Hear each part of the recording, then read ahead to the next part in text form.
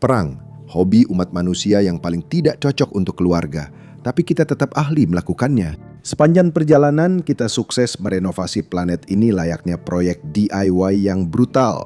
Dari pedang hingga rudal balistik, tiap konflik meninggalkan jejak di peta. Jika satu perang saja berjalan berbeda, kamu mungkin hidup di bawah bendera yang berbeda, dengan lagu kebangsaan yang berbeda, atau bahkan memesan matcha lattemu dalam bahasa yang berbeda. Nomor 25, Alexander Agung.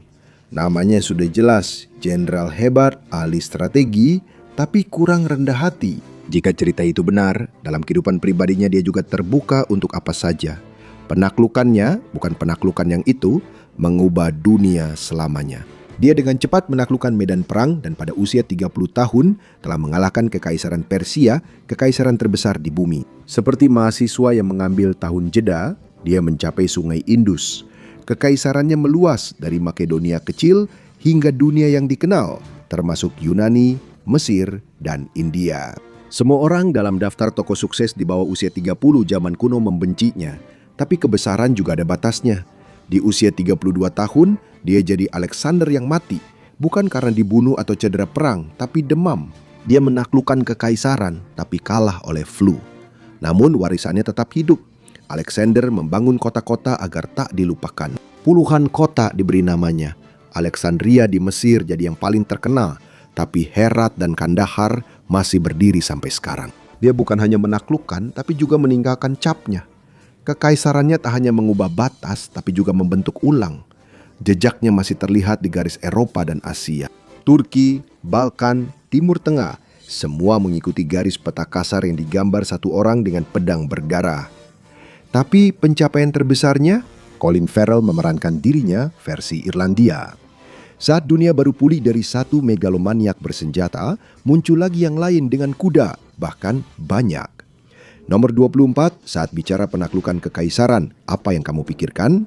Sekelompok penggembala compang-camping, invasi Mongol menciptakan kekaisaran terbesar dalam sejarah dengan wilayah yang saling tersambung, membentang dari Samudra Pasifik hingga Sungai Danube di Eropa Timur. Mereka menghancurkan dinasti, mengubah kerajaan, dan tanpa sengaja membentuk dasar bagi beberapa negara modern.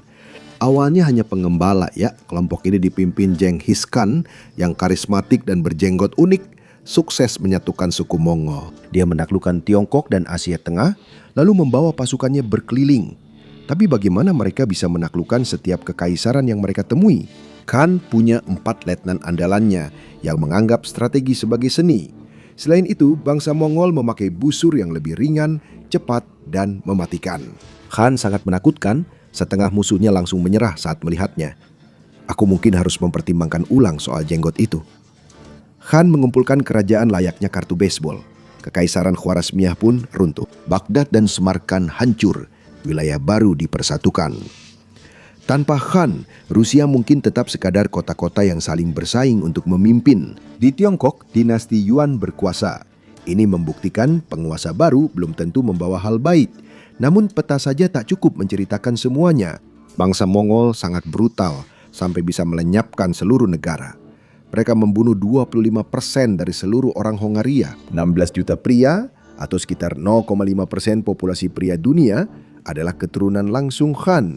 Ini menunjukkan gaya kepemimpinannya. Mari kita lanjutkan. Ekspansi kekaisaran Asia ke Eropa jadi tren. Nomor 23, Kesultanan Utsmaniyah datang lalu mundur.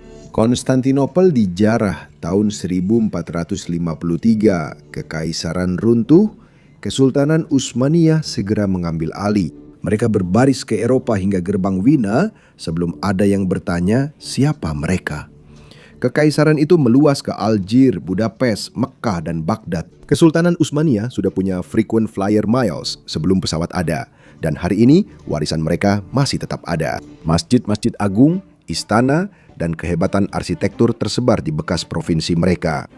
Kekaisaran mungkin runtuh, tapi properti tetap ada. Seperti kelompok lain, Kesultanan Utsmaniyah pun runtuh akibat perselisihan internal, pemberontakan, dan nasionalisme. Lalu Perang Dunia I datang dan membuat segalanya kacau. Benar-benar kacau bagi semua orang. Nasionalisme menyebar ke seluruh Balkan. Yunani, Serbia, Bulgaria ingin bendera dan lagu kebangsaan sendiri. Kesultanan Utsmaniyah kewalahan dan nasionalisme Turki bangkit. Setelah itu, bukan diplomasi yang terjadi, melainkan konflik besar di kawasan itu. Perang meletus, penduduk dimusnahkan atau diusir, orang Armenia, Kurdi, dan Yunani semua menanggung akibatnya. Tentu saja, Turki, Yunani, dan Balkan mengalami krisis identitas setelahnya, tapi saya akan membahasnya nanti. Jika situasi di barat sudah rumit, Kesultanan Utsmaniyah juga menggambar ulang peta di timur. Nomor 22, Perang Utsmaniyah-Safawi adalah konflik langsung antara wilayah Sunni dan Syiah. Perang ini disebut suci, namun sebenarnya tidak demikian. Perang berakhir tahun 1639 dan batas-batas yang dibuat masih ada hingga kini. Alasannya adalah Irak dan Kaukasus. Namun, ada satu masalah. Hukum Islam tidak membenarkan perang antar sesama Muslim. Saatnya menyarungkan pedang. Tapi ada celah. Menegakkan hukum agama, silakan berperang. Dalam tradisi para penguasa yang gemar perang, Sultan Utsmaniyah Salim Setutu hanya menyebut Syah Safawi Ismail sesat, yang sebenarnya bukan penghinaan terburuk. Utsmaniyah menyerbu Mesopotamia dan Kaukasus persis ke tempat yang diincar Selim, seolah kebetulan saja. Menariknya, misi ilahi sering sejalan dengan kepentingan pribadi. Ada 4 perang, tampaknya satu saja tidak cukup. Utsmaniyah menang mudah di 2 perang awal dan merebut Irak serta Kaukasus. Safawi kemudian merebut kembali di putaran ketiga. Siapa yang tak suka kisah si kuda hitam? Di akhir perang keempat 1639, semua orang sudah sangat bosan. Mereka menandatangani perjanjian Kasari Shirin, hasil diplomasi biasa saja. Perjanjian itu mengakhiri pertempuran dan menetapkan perbatasan Iran-Turki yang hampir sama seperti sekarang, menjadi salah satu perbatasan tertua di kawasan itu. Sementara itu, di sisi lain benua, orang Inggris mengalami drama keluarga ala Game of Thrones. Nomor 21. Perang Mawar terdengar romantis. Padahal ini perceraian paling kacau di Inggris. 2 keluarga kerajaan, 1 mahkota tanpa terapi. Perang ini menandai akhir abad pertengahan dan awal Inggris bertindak seperti sebuah kekaisaran sejati. Perang ini memang tak langsung mengubah peta, tapi menciptakan kekaisaran yang kelak melakukannya. Pada pertengahan 1400-an, Raja Henry ke-6 dari Inggris sakit. Garis keturunan kerajaan terlalu dekat. Berabad-abad menikahi sepupu demi kekuasaan ternyata buruk bagi kesehatan mental. Saat Henry kehilangan akal sehat pada 1453, para bangsawan menunjuk Adipati York, Richard, sebagai pelindung kerajaan. Namun, pada 1455, Henry berubah pikiran, berkata pada Richard bahwa ia baik-baik saja dan mengambil kembali kekuasaan. York pun menolak begitu saja. Keluarga Lancaster dan York kini bermasalah karena sama-sama ingin tahta Inggris. Biasanya masalah seperti ini punya solusi sederhana. Siapa yang merupakan keturunan raja? Masalahnya keduanya adalah keturunan Edward III. Jadi mereka pun berperang selama 30 tahun. Akhirnya Henry Tudor, yang kemudian dikenal sebagai Henry VII, menang. Untuk mengakhiri pertarungan kerajaan ini, Henry menikahi Elizabeth dari York. Langkah ini menyatukan keluarga yang bertikai. Nilai tambahnya, dia juga sangat cantik. Catatan saat itu menyebutnya wanita menawan. Henry pun diuntungkan. Perang Mawar dinamakan karena lambang keluarga York adalah mawar putih dan Lancaster mawar merah. Nama ini juga terdengar lebih baik dari sekedar pertikaian berdarah di Inggris. Inggris kini telah bersatu dan siap memasuki era kolonial berikutnya. Kita telah melihat Alexander membangun kekaisaran dengan cepat, bangsa Mongol menjadikan penaklukan sebagai gaya hidup, dan Inggris berdebat soal bunga. Suka jelajah peta? Tekan subscribe supaya kebiasaan saya begadang jam 2 pagi main Google Earth ada gunanya. Siap lanjut tur dunia perang ini? Percaya deh. 3 teratas adalah yang terbesar. Konflik yang bukan hanya mengubah, tapi menulis ulang peta. Nomor 20. Penaklukan satu bangsa atas hampir seluruh benua. Katolik, berbahasa Spanyol, dan tak lagi begitu pribumi. Hanya sedikit negara yang mengubah benua, seperti Spanyol di Amerika Latin, meninggalkan jejak budaya, bahasa, dan agama Iberia. Banyak yang lupa, Spanyol dulu pernah menguasai sebagian besar Amerika Utara. Sebelum era Amerika Serikat, ada paella dan conquistador. Amerika Tengah dan Selatan pernah dihuni kerajaan besar, seperti Inca di Peru dan Aztec di Meksiko. Para conquistador datang memperlakukan tempat itu seperti proyek pembongkaran, dan orang Spanyol membawa hadiah. perang, kerja paksa, dan semua penyakit Eropa yang bisa dibayangkan. Pernah dengar cacar? Belum? Nah, sekarang sudah. Penduduk asli kini hanya 8% populasi Amerika Latin, namun proporsinya jauh lebih besar di kelompok termiskin. Semua orang lainnya adalah campuran kulit putih, kulit hitam, dan berbagai campuran di antaranya. Berabad-abad kekaisaran membuat silsilah keluarga menjadi rumit. Perjanjian Tordesillas membagi Amerika Latin antara Portugal dan Spanyol, tentu saja tanpa meminta persetujuan siapapun yang tinggal di sana. Garis itu masih berlaku hingga sekarang. Brasil berbicara dalam bahasa Portugis. Semua negara lain berbicara dalam bahasa Spanyol. Di utara, Spanyol juga tidak kalah pengaruhnya. Hingga tahun 1800, Spanyol memiliki hampir seluruh wilayah barat, barat daya, dan tengah Amerika Serikat. Spanyol sedang bermain monopoli benua, tapi itu tidak bertahan lama. Perang-perang di masa depan mengubah semuanya. Namun, warisannya tetap ada. Nama dan bahasa Spanyol, serta fakta bahwa setengah wilayah Amerika Serikat dulu dikuasai Madrid. Spanyol mengubah peta Amerika. Berabad-abad kemudian, Eropa melihat Afrika dan berpikir, kita juga bisa melakukannya. Nomor 19, perebutan Afrika. Revolusi industri kedua terus memberi dampak, transportasi, teknologi, dan perubahan iklim, penyakit paru-paru hitam. Dan 7 negara Eropa berusaha membagi Afrika seperti kalkun Thanksgiving. Izinkan saya jelaskan. Sepanjang sejarah Eropa dan Afrika, hubungan mereka sederhana. Berdagang di pesisir, pulang, lalu membanggakannya. Tak ada yang mau masuk pedalaman. Kelembapan tinggi, banyak malaria, dan kematian. Namun revolusi industri kedua mengubah segalanya. Masuk ke Afrika jadi lebih mudah, komunikasi jadi lebih cepat, dan perjalanan jadi lebih mudah. Dan alih-alih mati setiap kali nyamuk melirikmu, kamu cukup minum pil saja. Lalu ada juga bahan mentahnya. Tahun 1870, Eropa kuasai 10% Afrika. Tahun 1914, hampir 90%. Tidak semua negara Eropa, Norwegia sibuk sendiri, mungkin sedang main ski. Tapi Inggris, Prancis, Belgia, Spanyol, Italia, Portugal, dan Jerman semuanya menginginkan bagian mereka. Apa yang bisa salah? Tahun 1885, mereka menandatangani kesepakatan agar perebutan Afrika lebih teratur bagi penjajah. Bagi yang dijajah, tetap mimpi buruk. Bedanya, kini ada dokumennya. Kolonisasi dan dekolonisasi memberi Afrika batas serta masalah yang masih ada hingga kini. Suku terpisah, kerajaan dihancurkan. Ketika tiba waktunya bagi Eropa untuk angkat kaki, mereka menggambar garis di atas pasir. Secara harfiah, hasilnya seperti anak kecil yang dibiarkan mencoret-coret dengan krayon. Garis-garis itu adalah perbatasan Afrika hingga hari ini. Rapi di atas kertas, kacau dalam kenyataan.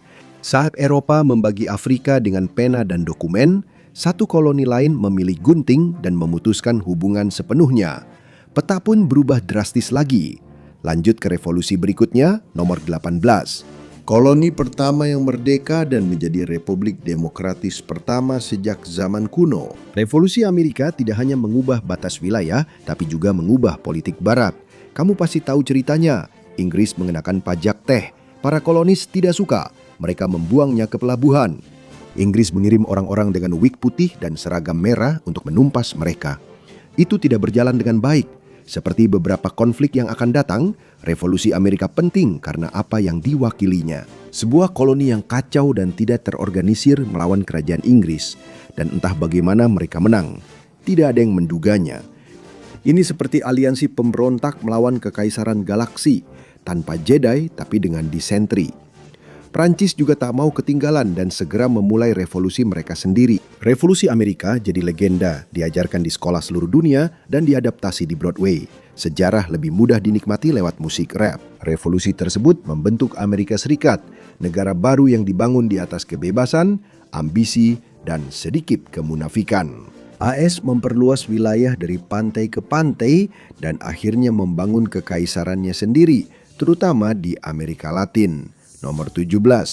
Revolusi Haiti adalah peristiwa besar. Negara pertama yang didirikan oleh mantan budak. Namun syarat kemerdekaan tersembunyi bergaya Eropa justru menghancurkan Haiti selama berabad-abad. Menjelang pemberontakan, orang Afrika yang diperbudak jumlahnya lebih dari 15 kali lipat dibandingkan orang Eropa.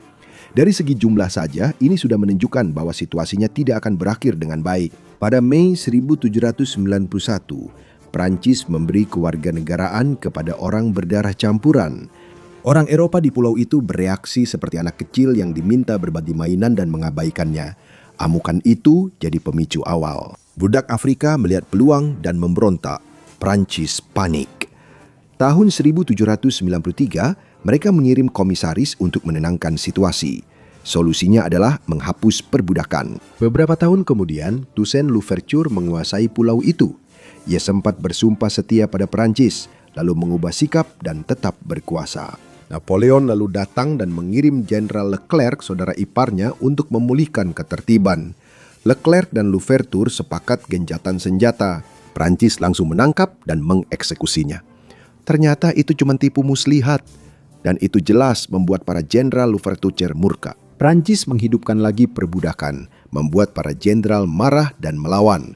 Pada 1804 mereka menang dan Haiti terbentuk. Eropa pun terkejut dengan gagasan mantan budak merdeka dan hak asasi manusia. 2 dekade kemudian, Prancis mengakui kemerdekaan Haiti. Sebagai gantinya, Haiti harus membayar 100 juta franc. Tak ada yang lebih ironis daripada merayakan bebas dari perbudakan dengan tagihan yang tak akan pernah bisa dibayar. Utang itu melumpuhkan Haiti selama beberapa generasi. Namun, koloni Karibia itu tetap merdeka dan menjadi yang pertama, sehingga tetangga dengan jumlah budak lebih banyak mulai memperhatikan dan peluang pemberontakan pun terbuka. Era pemberontakan dimulai. Kekaisaran-kekaisaran itu belum sadar.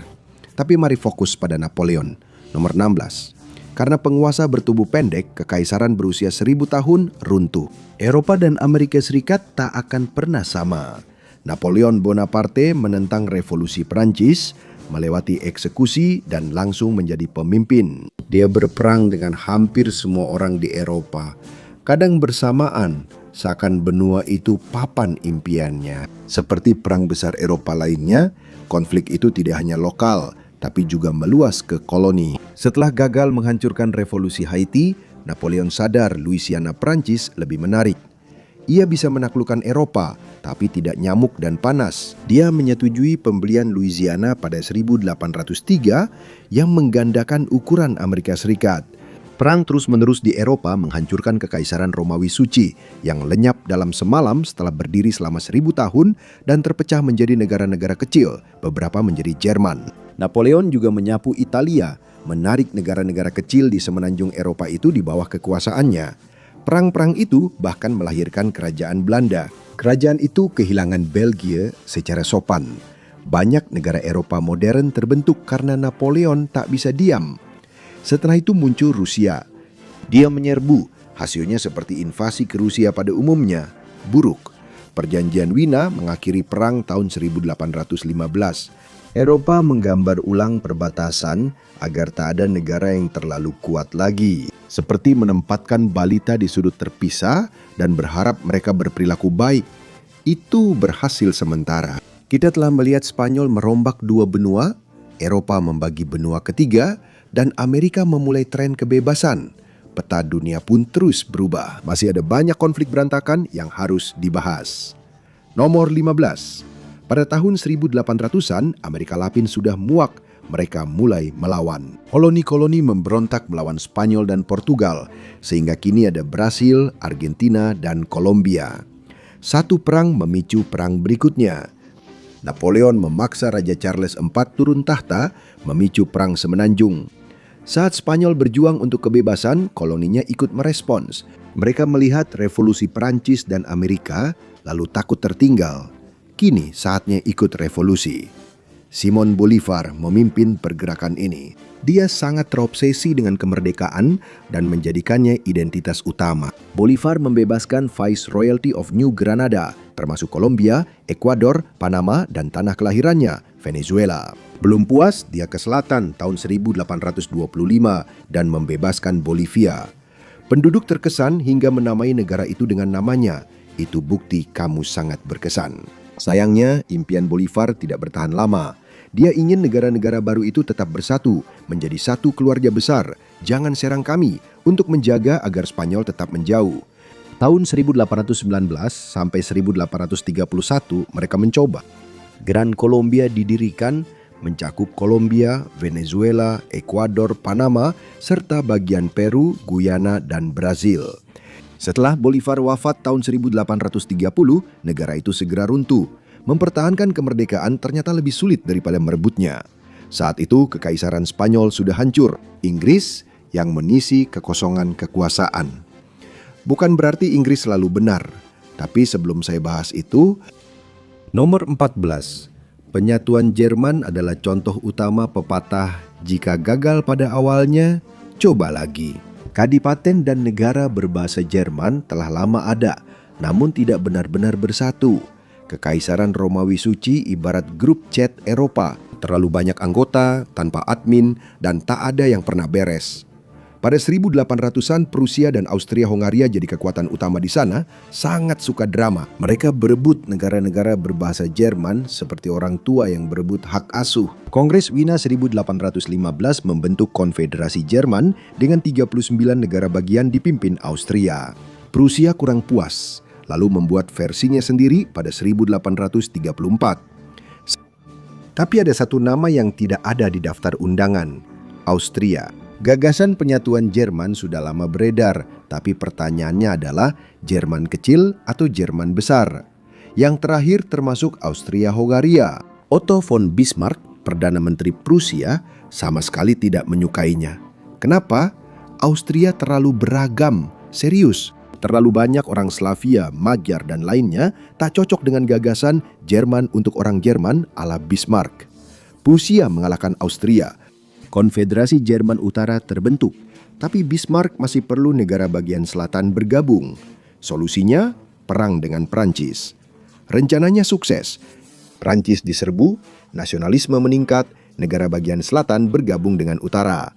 Austria-Hungaria hanya bisa menyaksikan dari luar. Jerman baru juga luas, mencakup sebagian wilayah yang kini menjadi Polandia Utara, wilayah Prancis, dan sedikit Rusia. Namun nantinya mereka akan kehilangan semua itu. Von Bismarck menjadi kanselir pertama Jerman, semacam Jerman yang bernuansa fasis dan sangat fokus pada homogenitas etnis. Untungnya itu tak akan terjadi lagi sampai nanti di video ini. Bicara penyatuan, nomor 13. Italia dulu bukan negara, melainkan kumpulan kerajaan, kadipaten, dan negara kota, setengahnya dikuasai pihak lain. Semua berubah pada tahun 1861. Penyatuan kini jadi tren. Mengapa? Kebanyakan karena Napoleon. Datang, menghancurkan semuanya, lalu kabur. Selama berabad-abad, beberapa negara bagian Italia menyebut diri republik. Kelas menengah berkembang dan untuk pertama kalinya benar-benar punya suara di pemerintahan. Lumayan ada kemajuan. Pada 1815, Prancis keluar. Italia bagaikan puzzle yang potongannya tidak cocok. Utara dikuasai Austria, selatan oleh Bourbon, dan semua tidak bahagia. Orang-orang Italia sepakat pada satu hal. Mereka menginginkan perubahan. Mereka hanya tidak bisa sepakat tentang perubahan seperti apa. Tahun 1831, Giuseppe Mazzini mendirikan Young Italy untuk menyatukan Italia sebagai republik. Namanya mungkin terdengar seperti grup boy band, tapi misinya sangat serius. Yang lain punya ide berbeda. Beberapa ingin paus yang memimpin, beberapa mendukung Wangsa Savoy yang terdengar seperti nama mall mewah, bukan keluarga kerajaan. Austria berhasil diusir dari utara. Giuseppe Garibaldi mengurus wilayah selatan, mengalahkan keluarga Bourbon, dan menyerahkan kerajaan dua Sisilia kepada Italia. Sebagian besar Italia akhirnya bersatu pada 1861. Lalu Venetia dan Roma Kepausan menyusul pada 1870. Negara berbentuk sepatu bot yang terkenal itu pun lengkap, dan sampai sekarang masih jadi satu-satunya yang bisa ditemukan anak sekolah di peta tanpa menyontek. Saat Italia mulai bersatu, Amerika Serikat sibuk merebut tanah milik orang lain. Nomor 12, Perang Meksiko-Amerika. Konflik 2 tahun ini membuat Texas dan sebagian besar barat daya jadi milik Amerika Serikat, serta memperkenalkan taco ke Amerika. Jadi warisannya campur aduk kurasa. Kembali ke tahun 1830-an. Meksiko dan Amerika Serikat adalah dua negara muda yang sedang menikmati masa-masa awal kemerdekaan mereka. Dan mereka langsung mulai bertengkar soal wilayah satu sama lain. Para pemukim Amerika di Texas mendeklarasikan kemerdekaan pada tahun 1836. Meksiko tidak terima. Tapi Polk tetap mencaplok Texas pada tahun 1845. Kenapa harus minta kalau bisa langsung ambil? Perbatasannya masih diperdebatkan, tapi POK punya ide cemerlang. Dia mengirim diplomat John Slidell ke Mexico City untuk meredakan situasi. Dia akan menawarkan 30 juta dolar untuk California dan New Mexico karena sedang berada di sana. Itu tidak berjalan dengan baik. Presiden Meksiko Jose Herrera menolak untuk bertemu dengan Slidell. Jadi Polk yang selalu bersikap diplomatis mengirim pasukan ke selatan perbatasan. Dia meminta Kongres menyatakan perang. Saya bukan politisi, tapi urutannya terasa salah. Lihat peta saja sudah tahu hasilnya. AS mendapat setengah benua, Meksiko cuma mendapat trauma. Ini juga menempatkan AS di puncak di Amerika Utara. Menurut saya posisinya masih dipegangnya. Kecuali kamu menonton ini tahun 2200, salam untuk para penguasa robot. Jangan lupa like dan subscribe. Ngomong-ngomong soal pengambil alian agresif, nomor 11 Perang Tiongkok-Jepang terjadi bersamaan dengan proyek sampingan kecil, Perang Dunia II. Jika kamu pikir Jepang agresif ke Eropa, tunggu lihat apa yang mereka lakukan ke tetangganya. Sebelum Perang Pertama pada tahun 1894, kekuatan Tiongkok sudah melemah akibat campur tangan asing yang terus-menerus dan yang terkenal yaitu lingkup pengaruh. Namun Tiongkok masih memiliki Korea yang diperlakukan bukan sebagai sekutu, melainkan lebih seperti pihak yang sangat bergantung. Jepang punya rencana lain. Jepang ingin Korea lebih terbuka dan tidak lagi tunduk pada Beijing. Situasi memuncak jadi perang tahun 1894. Korea terjebak di tengah seperti orang tambahan paling canggung di dunia. Banyak yang mengira Tiongkok akan menang, tapi Jepang memberi kejutan dengan militerisasi besar. Sekarang, coba tebak siapa yang sudah modern. Dalam setahun, mereka berhasil menggulung tentara besar Tiongkok seolah itu bukan apa-apa.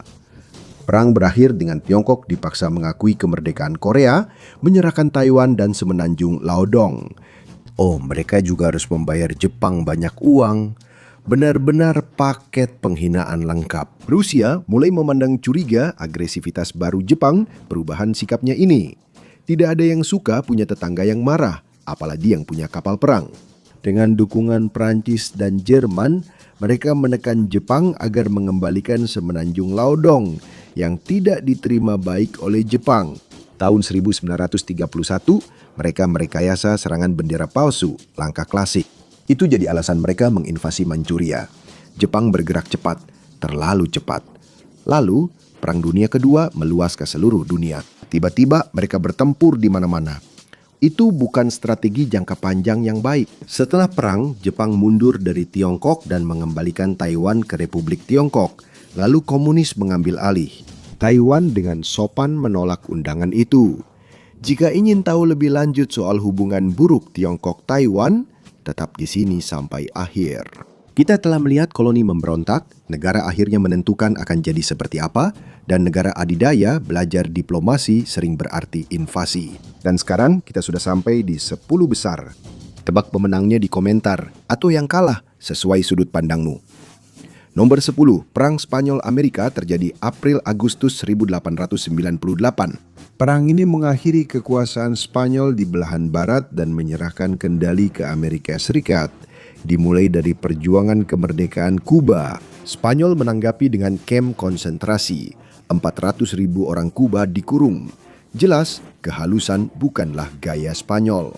Surat kabar AS gencar memberitakannya. Cerita mengerikan di halaman depan, kemarahan, dan aksi pamer moral yang kebetulan laku di pasaran. Orang Amerika tidak suka gagasan kekaisaran asing pamer kekuatan hanya 90 mil dari lepas pantai Florida.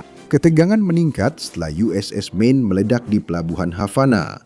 Meski mungkin kecelakaan, bukti diabaikan karena perang sudah di depan mata. Tak lama kemudian, kedua negara berperang dan Amerika Serikat mudah mengalahkan Spanyol.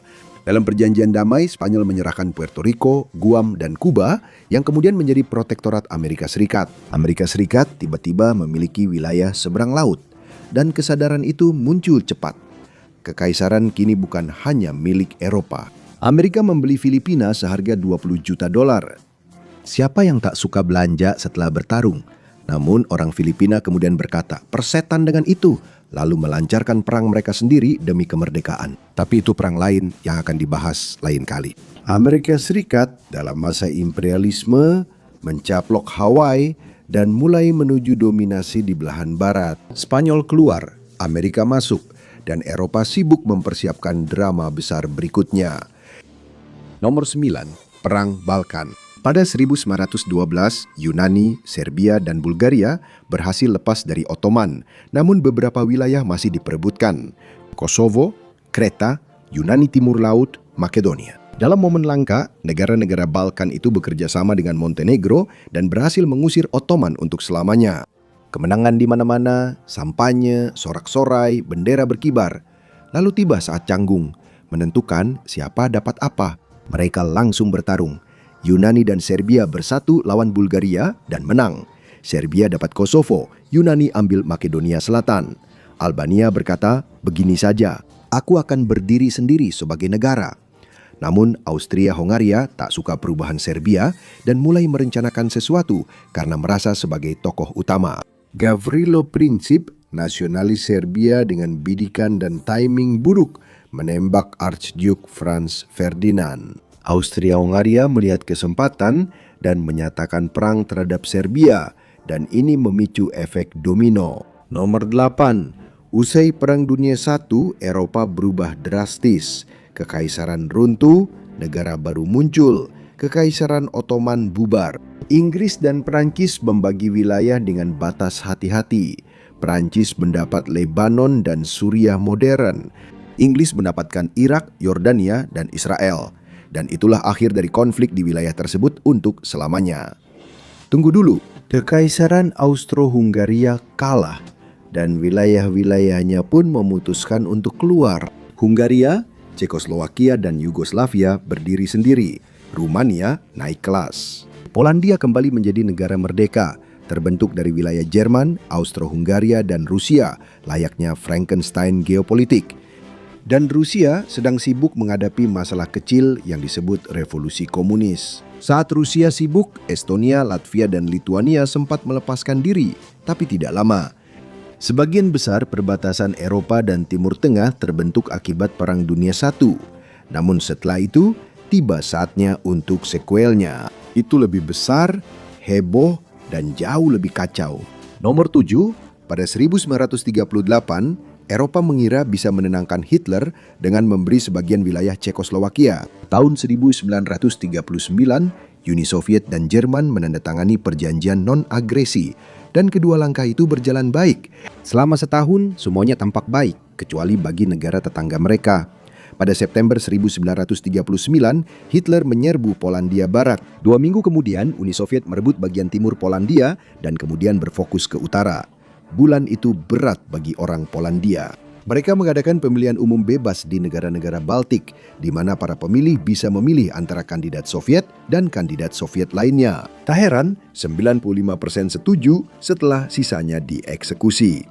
Mereka juga mengambil sebagian wilayah Finlandia. Dalam sebuah kejutan yang tak terduga, Jerman menyerang Uni Soviet. Jadi, Soviet pun berpindah pihak di tengah perang. Pada 1945, sekutu kelelahan berdebat dan Uni Soviet tetap menguasai sebagian besar wilayah yang telah dibebaskan. Polandia digeser ke barat, mendapatkan wilayah dari Jerman. Kabar baiknya, tapi Polandia kehilangan sebagian wilayahnya kepada Uni Soviet. Kabar buruknya, negara-negara Baltik dikuasai Soviet selama 40 tahun. Dengan Rumania Timur dan sisa wilayah bagian utara Prusia Timur, Uni Soviet jadi lebih besar dari sebelumnya. Tak ada yang lebih ampuh daripada Perang Dunia untuk memperluas portofolio properti Anda, dan panggung pun disiapkan untuk pengaruh komunis Uni Soviet melawan Barat. Tapi sebelum saya membahas perang proksi Perang Dingin, nomor 6, contoh lain, Inggris menggambar batas wilayah dan semua menanggung akibatnya selamanya, India dan Pakistan. India memperjuangkan kemerdekaan lebih dari 1 abad. Setelah Perang Dunia II, Inggris kelelahan, terlalu banyak koloni, tenaga kurang. Saatnya membongkar kerajaan dan pulang. Tapi ada satu masalah, India tidak sepenuhnya bersatu. Hindu, Muslim, dan Sikh menginginkan versi negara baru yang berbeda, hingga pemimpin Liga Muslim Muhammad Ali Jinnah akhirnya membentuk Pakistan karena frustrasi saat perdebatan berlangsung. Inggris membagi wilayah itu pada 1947 karena bencana akan datang. India mayoritas Hindu, Pakistan mayoritas Muslim. Terdengar mudah, seperti memotong kue jika kuenya berbentuk negara dan sedang terbakar.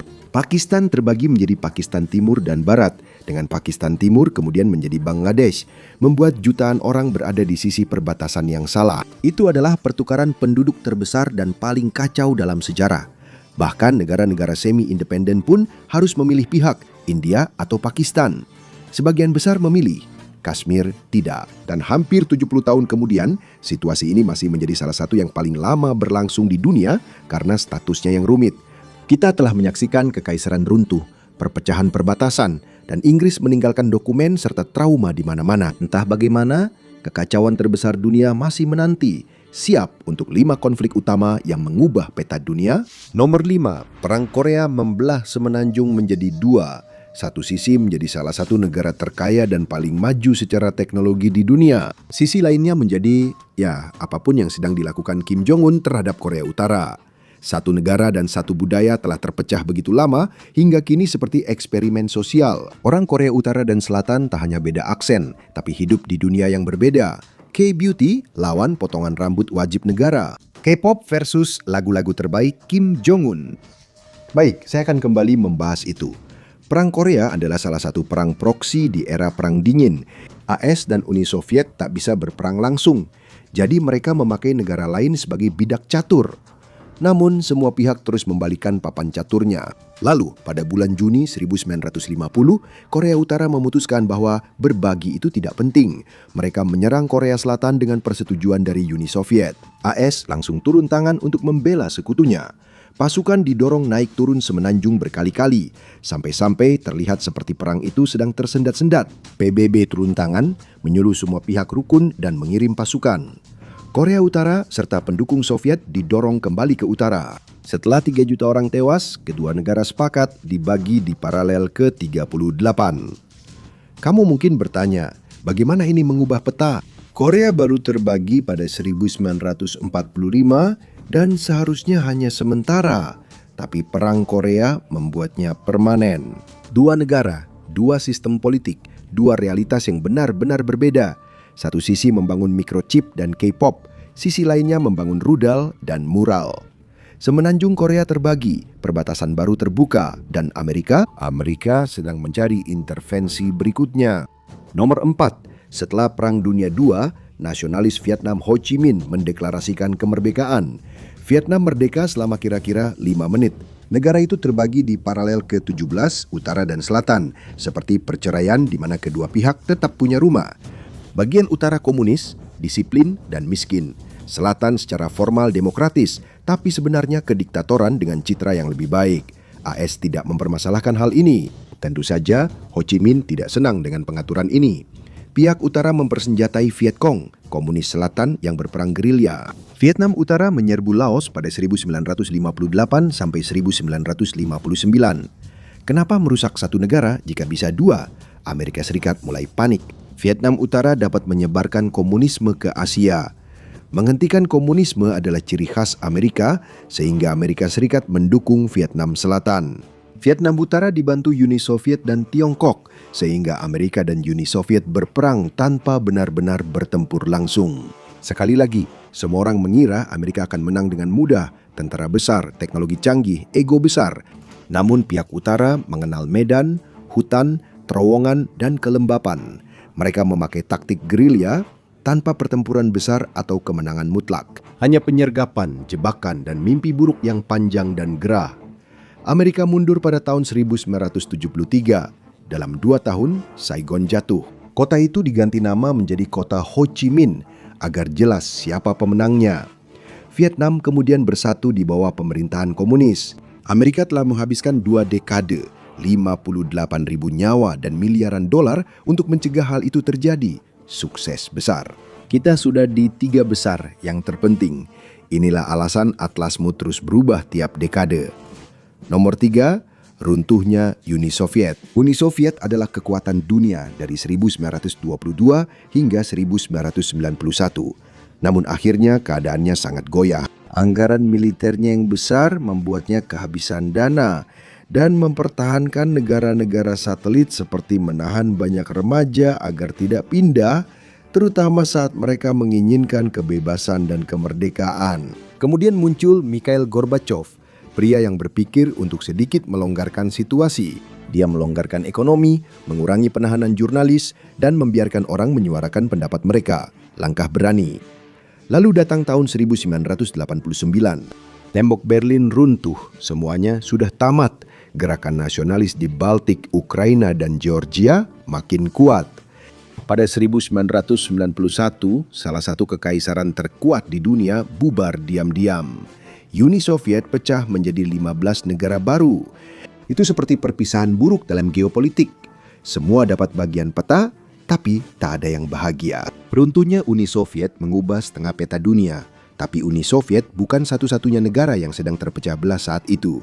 Sedikit lebih ke selatan, sebuah federasi lain akan segera belajar bahwa bertahan demi anak-anak tidak selalu berhasil. Nomor 2, inilah perpecahan keluarga terbesar yang pernah kamu dengar. Josip Broz Tito menentang pendudukan poros di Yugoslavia dan kemudian menjadi pemimpin Partai Komunis serta negara itu. Dia memimpin negara itu 35 tahun dan penguasa semacam itu bisa agak fasis. Warisan Tito memang rumit. Dia memerintah dengan ketat, meningkatkan ekonomi Yugoslavia dan memberi rakyatnya standar hidup layak. Tapi kelompok seperti orang Albania tidak seberuntung itu, terutama jika mereka menentangnya. Namun dia berhasil melakukan sesuatu yang luar biasa. Dia menjaga Yugoslavia tetap netral saat Perang Dingin. Partai Komunisnya tidak berpihak pada Stalin dan Stalin menganggap itu sebagai urusan pribadi. Dia beberapa kali mencoba membunuh Tito. Tito lalu mengirim catatan padanya, "Berhenti kirim orang untuk membunuh saya, kami sudah menangkap 5 orang. Jika kamu tak berhenti, aku akan kirim 1 orang ke Moskow. Aku tak perlu kirim lebih." Mengancam nyawa dan meremehkan kualitas pembunuhnya luar biasa. Tapi keretakan segera muncul. Bosnia mayoritas Muslim, Kroasia mayoritas Katolik, Serbia mayoritas Ortodoks. Seperti makan malam keluarga paling canggung sepanjang masa. Menjaga kesatuan Balkan sangat sulit. Setelah Tito wafat pada 1980, persatuan Yugoslavia pun rapuh. Tahun 1991, Slovenia dan Kroasia memutuskan keluar, tapi Serbia menolaknya. Mereka mengklaim hanya melindungi minoritas Serbia di Kroasia dan Bosnia. Padahal itu cara klasik untuk mengatakan, kami sedang menginvasi kalian sekarang. Akhirnya, Makedonia Utara, Bosnia dan Herzegovina, serta Serbia memilih jalannya masing-masing. Montenegro meninggalkan Serbia pada 2006. Balkan modern lahir dari puing-puing. Peta yang dijahit kembali dengan bekas sambungannya masih terlihat. Kita sudah di posisi teratas. Perubahan peta terbesar era modern bukan hanya mengubah batas, tapi juga membuat dunia terbakar. Nomor 1, Perang Irak dan dampaknya. Invasi demi memaksakan demokrasi lagi-lagi gagal dan tak ada yang benar-benar mengambil pelajaran. Invasi Irak tahun 2003 diluncurkan karena peristiwa 11 September. Tidak terkait, tapi IRS ngotot Saddam Hussein sembunyikan senjata pemusnah massal, padahal tidak. Akhirnya, IRS berperang di ladang minyak. Rezim Hussein cepat tumbang, tapi IRS bertahan hingga 2011 membuat misi tercapai jadi lelucon. Perang global melawan teror dinyatakan usai, namun ISIS muncul seperti tamu tak diundang membawa bahan peledak. Perang Irak tidak mengubah batas, melainkan menghapusnya. Tiba-tiba muncul kekosongan di bekas negara-negara tersebut. Wilayah itu jadi ajang suka-suka bagi kelompok bersenjata, ISIS, milisi, dan siapapun yang punya bendera serta AK-47. Dampak Perang Irak adalah ketidakstabilan total. Perang Saudara Suriah pecah. Taliban bangkit kembali paling cepat dalam sejarah di Afghanistan. Kelompok militan mulai mengumpulkan wilayah seperti NFT. Tak berguna, tak stabil, namun tetap saja dianggap berharga oleh sebagian orang. Hasilnya bukan peta baru, seperti puzzle yang setengah kepingannya hilang. Peta bisa berubah, tapi hobi favorit manusia tetap sama. Mungkin nanti kita kehabisan batas wilayah untuk diperebutkan. Terima kasih sudah bergabung dengan saya hari ini. Saya harap Anda menikmati videonya. Dan jika Anda ingin melihat lebih banyak video seperti ini, silakan pertimbangkan untuk berlangganan dan aktifkan notifikasi. Itu benar-benar sangat membantu. Terima kasih, sampai jumpa lagi di Mepek.